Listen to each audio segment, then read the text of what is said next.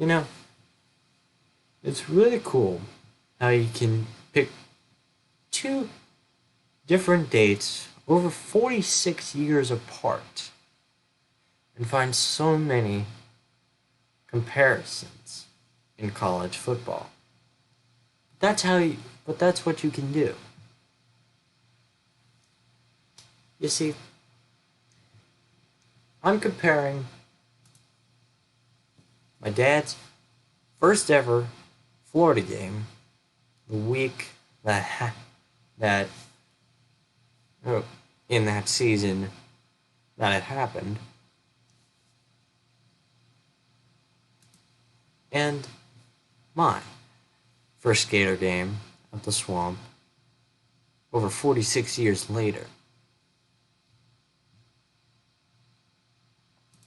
Now, my dad had watched a few college football games before this, and he had gone to one, and his first ever college football game, he went to the 1968 Gator Bowl on December 28th, 1968. Missouri beats Alabama 35-10. Little did these two foes know that they would be conference foes so many years later.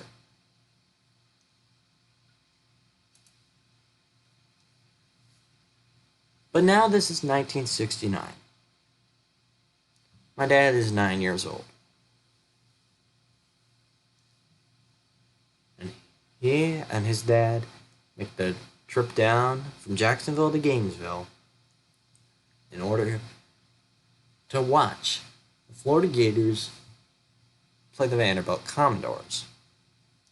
Now Florida enters this game ranked 10th in the nation, and they can have one of their best seasons yet.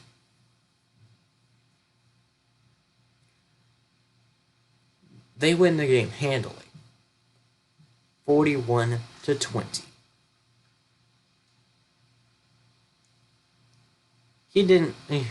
I don't think he was paying attention too well, but he was having a good time at the Swamp for the very first time. Now we fast forward 46 years. And now we go to November 7th, 2015.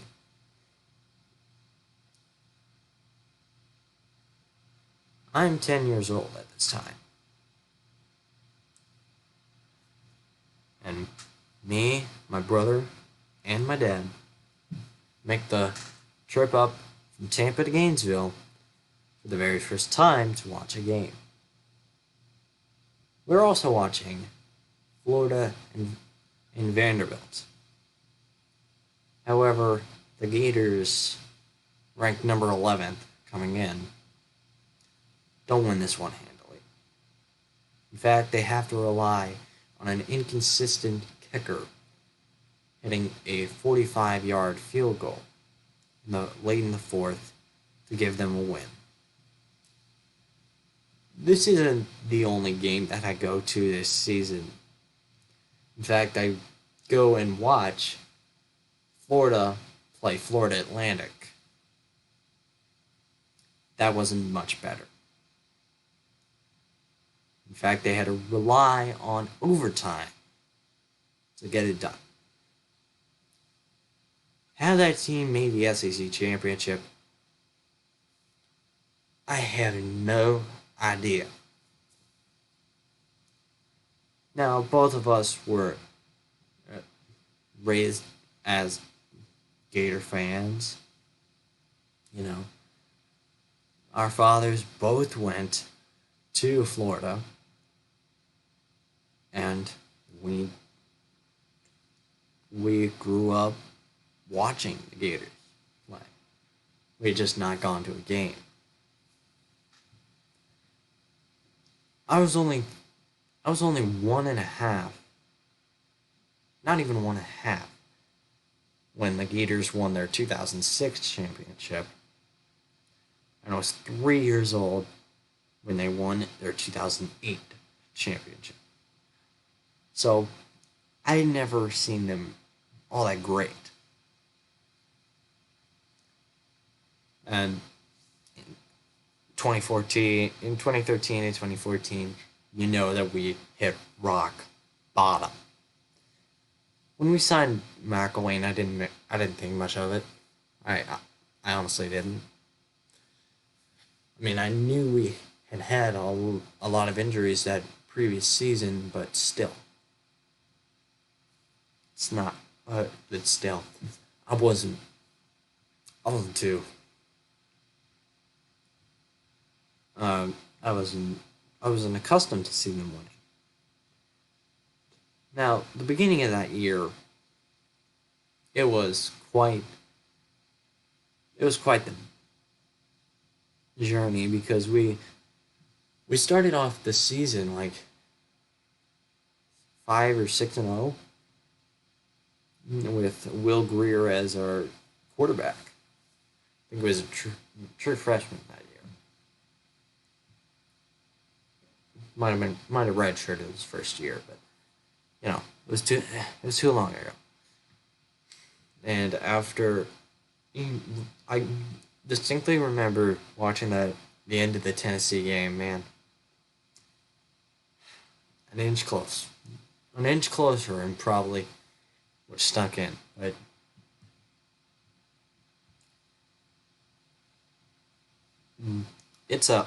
and I don't know why I did not decide in the middle of the fourth to just leave, because it was, first off, the Gators were playing horrible.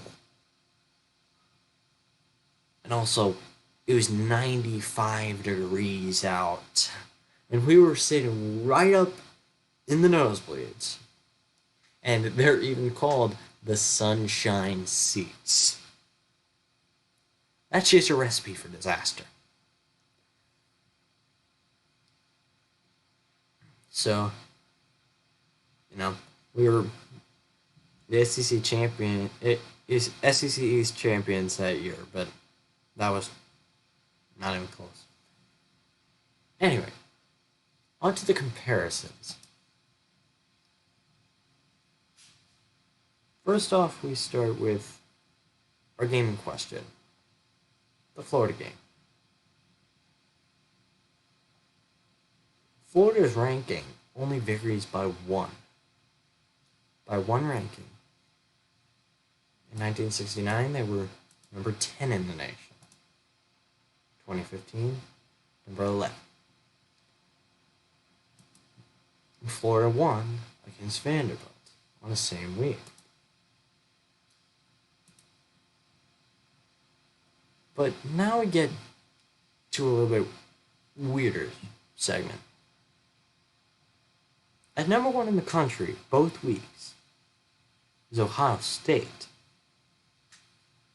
Ohio State, in both of them, in both weeks, they are number 1 in the nation. Trying to find there. It's right in the middle. And in 1969, the number 2 team was a Big 8 team. In 2015, a Big 12 team in Baylor.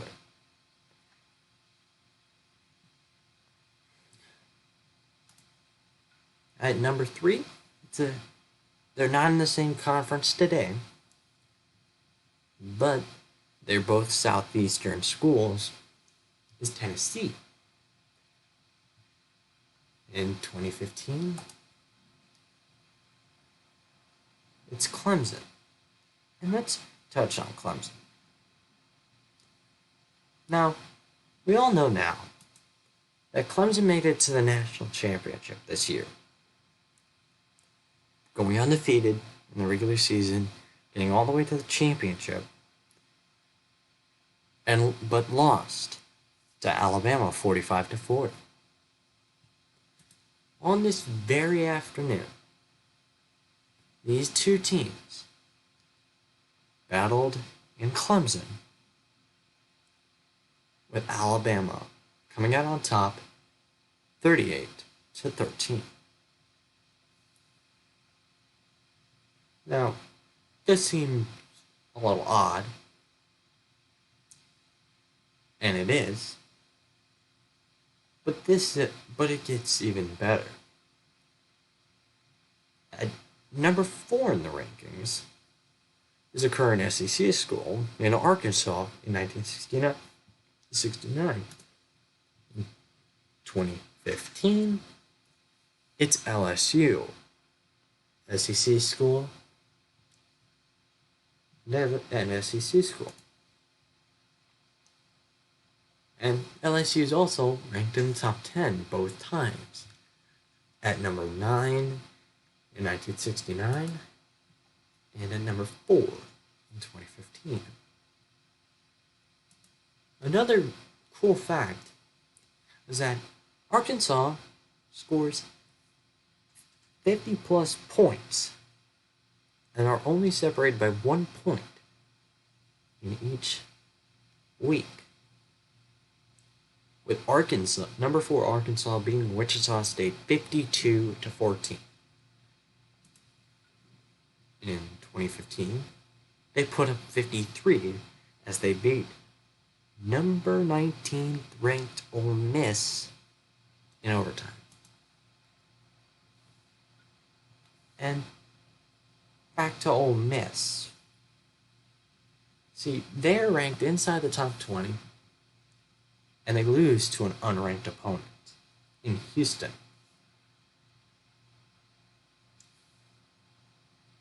This just keeps getting better and better. Right?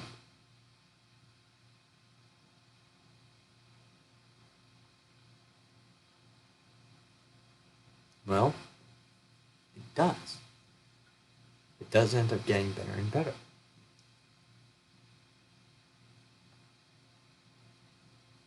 Auburn is ranked and plays against a ranked opponent. They are ranked number 14, playing against number 9 LSU in 1969. And though they are unranked, they're playing against the number 25 team in the nation in Texas A&M. Again, Notre Dame is ranked in both years, only separated by 4 spots.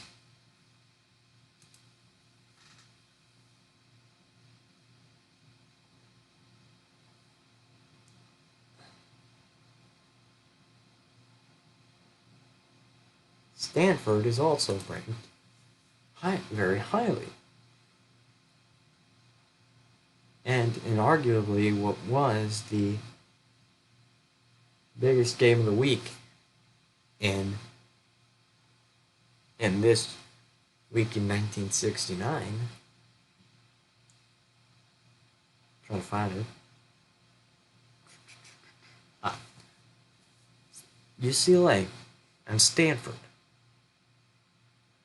UCLA being number 6 in the nation, ranked in the top 10, playing Stanford, who was 19th in the nation.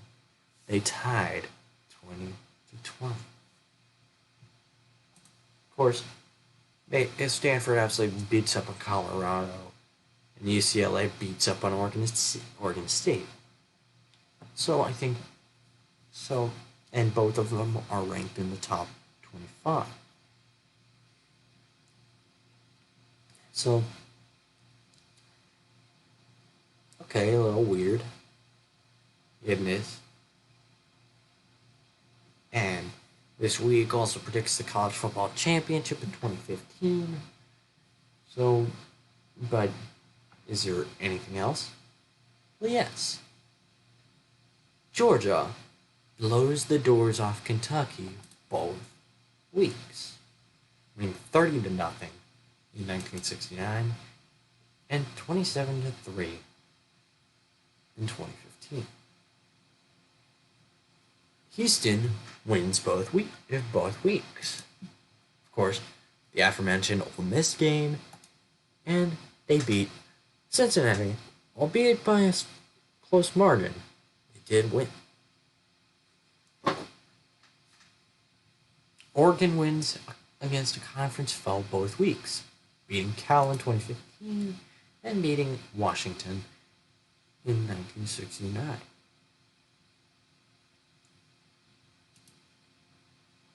USC also wins, though not against a conference foe, but they also win both weeks.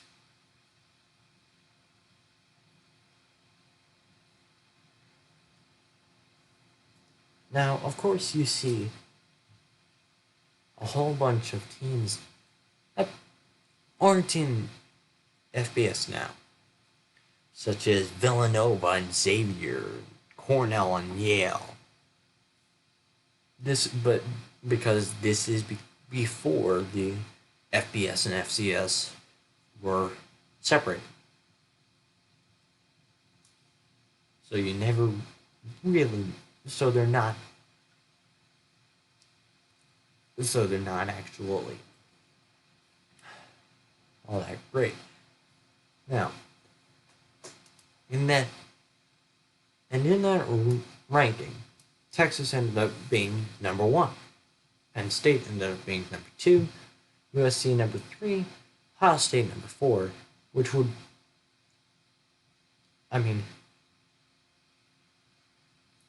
technically, if this year were to have a college football playoff, it would be Texas and Ohio State, Penn State and Arkansas playing. Okay.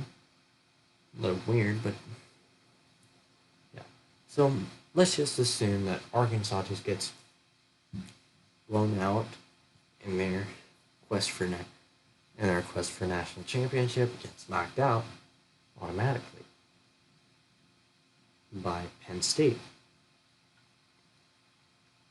Now, we don't know what would happen between Texas and Ohio State, but assuming Ohio State only lost one game that entire season, or the AP number 1s for the entirety of that season, I would think that Ohio State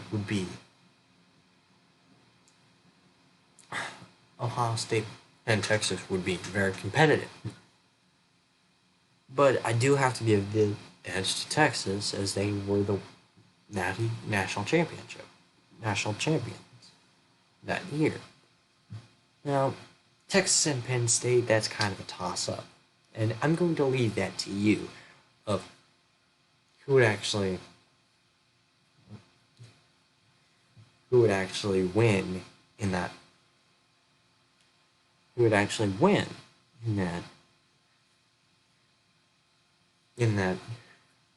national championship of 1969. But also something that I do want to point out is that Toledo, yes, Toledo, was ranked in the top 20 for 4 weeks straight.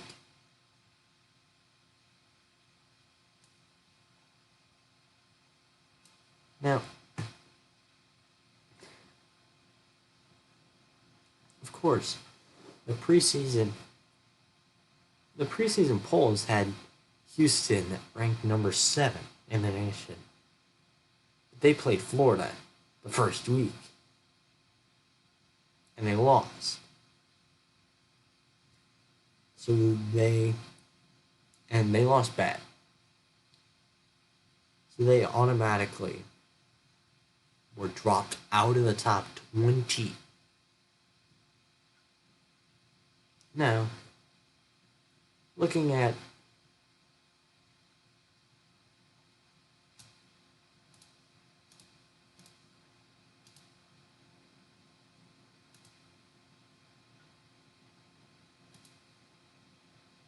the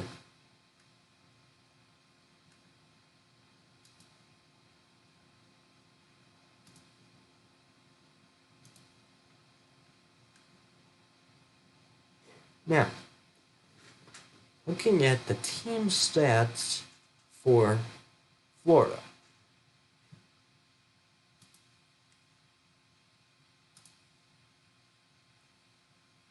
So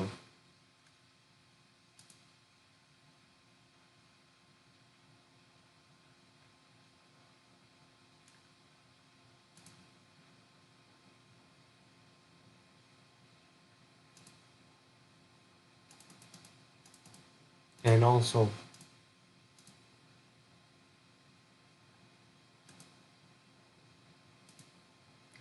in 2019 stats. So in terms of passing, both John Reeves and Kyle Trask threw for just about 3,000 yards. And were only separated by one touchdown. Were separated by 12 interceptions.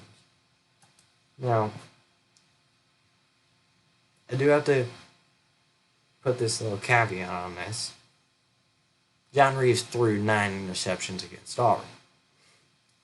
That was our only loss that season. But still, a loss. But also, having said that, Carlos Alvarez received for 1,329 receiving yards. And looking at this, no one even comes close on Florida. No one even comes close. The highest receiver was Van Jefferson and Kyle Pitts. And even then, you finally get to that number of just over 1,300 receiving yards. Now, Florida's leading rusher had 731 yards. LaMichael Pirine had 676 yards. Both of them had very good seasons for running back at Florida. Of course, they would be overshadowed by Emmitt Smith and Fred Taylor and all that. But to see that both Kyle Trask and John Reeves were separated by 50 years of college football, would throw for just about the exact same amount of yards and about almost the exact same amount of touchdowns. But when he threw 9 interceptions against Auburn,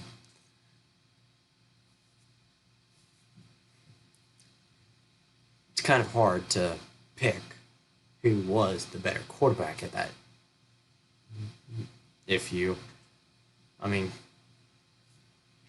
Throwing 9 interceptions against Auburn it's not great. But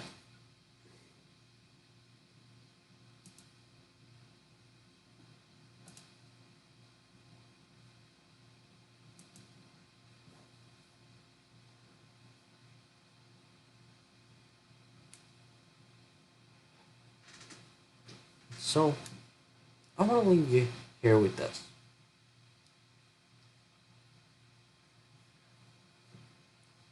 No matter what 2 weeks you pick, if you pick 2 weeks where 2 teams play the exact same week, except for bowl season because that's all different. where they're in the regular season play. So, say Tennessee and Alabama, or any school playing any school in the regular season. It doesn't matter if there's a difference of 50 years or 60 years. Of course, the limit, you can't go back all the way to 1869 because, well, think about it. There were only 2 teams back then. And that's still Rutgers' only national championship.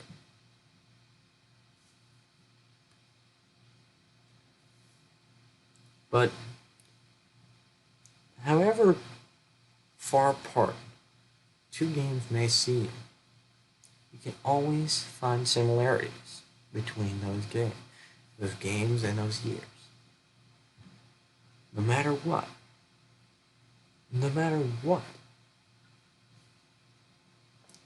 You know, maybe it predicts a national champion 46 years ahead of time.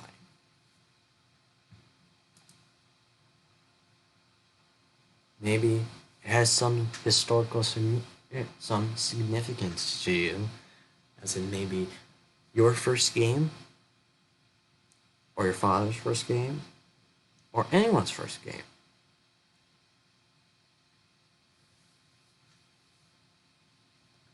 But I'm going to pass this on to you. What sort of reference story, college football reference stories, can you find where you pick 2 weeks and 2 years that seem arbitrarily apart,